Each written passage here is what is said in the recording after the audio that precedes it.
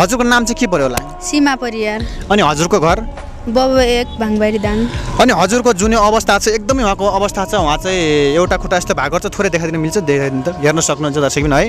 उहाँको चाहिँ एउटा चाहिँ खुट्टा रहन्छ नि, हातको अवस्था पनि हेर्न सक्नुहुन्छ, हात पनि पुरै एकदमै के यस्तो छ नि, एकदमै हेर्दै कस्तो कस्तो के हेर्नै नसकिने तरिकाको यस्तो दर्दनाक पीडा उहाँले भोगेर जुन बसिराख्नु भएको छ। हजुरको यो कहिलेदेखि भएको हो? जन्म नै जन्मेदेखि हजुरको पहिले जन्म नै स्थिति जन्म भएको है? हजुर। ए त्यस्तो भनेपछि मैले जुन देखाइदिइसकेँ, सो उहाँको चाहिँ एकदम आर्थिक अवस्था नि हजुरको एकदम कम होला होइन? हजुर। हजुरलाई पनि यसो अरू मान्छेहरू जस्तै है यसरी हिँड्न मन छ होला है, अरू हिँडे जस्तै? हजुर छ। अनि त्यसको लागि है उहाँलाई पनि एउटा कृत्रिम खुट्टा भन्ने हुन्छ है? हजुर।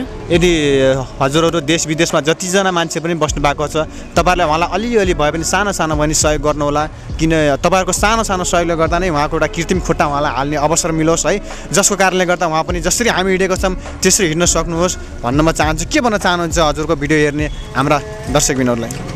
देश विदेश हुनुभएको दाजुभाइ दिदीबहिनीहरूले मलाई थोरैभन्दा थोरै भए पनि सहयोग गरिदिनु होला।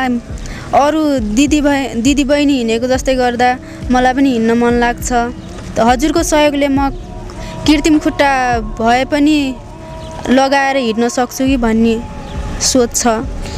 उहाँले भन्नुभयो, तपाईँहरूले सुनिहाल्नुभयो, उहाँलाई पनि रहर छ है अरू जस्तै हिँड्न। त्यसैले जति पनि देश विदेशमा हुनुहुन्छ प्लिज अलिकति भयो भने सानो भयो भने सहयोग गर्नु होला। जुन उहाँको अवस्था देखेँ, उहाँको एकदमै दर्दनाक अवस्था एकदमै छ क्या। उहाँको खुट्टा त होइन एउटा त्यस्तो भएको छ, उहाँको हातहरू पनि भएको छ, अनि उहाँको अर्को खुट्टाको पनि अवस्था एकदमै नाजुक, एकदमै अवस्था अर्कै छ। सो हेर्ने जति दर्शकबिनहरू हुन्छ, बाहिरको जति हुन्छ, अलिकति भयो भने थोरै थोरै सहयोग गर्नलाई भन्न चाहन्छु।